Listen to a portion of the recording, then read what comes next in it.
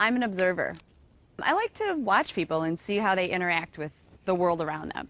So I find inspiration for work in my everyday life all the time. So when I'm watching people, I actually look for when they're having problems because I think that's a little bit more telling than when it's easy. So if I'm at the supermarket, it's very common to just strike up a conversation with someone in front of me. Or often I watch the way they will interact with the checkout process. So if they're doing the self-checkout and they're playing with the touch screen, I see how do they use it? Where are they getting stuck? What's not making sense? I got kind of lucky when I got the opportunity to work on such an interactive system, and I was able to work on the touch screens and the voice rec systems and the switches in the vehicle, because that meant I had an impact on what they did every day. So one of the things I have to constantly remind myself of is that I'm not necessarily the typical customer. I spend a lot of time looking at electronics and navigation systems.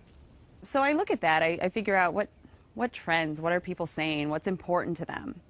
And then I try and figure out how that can work its way into the vehicle.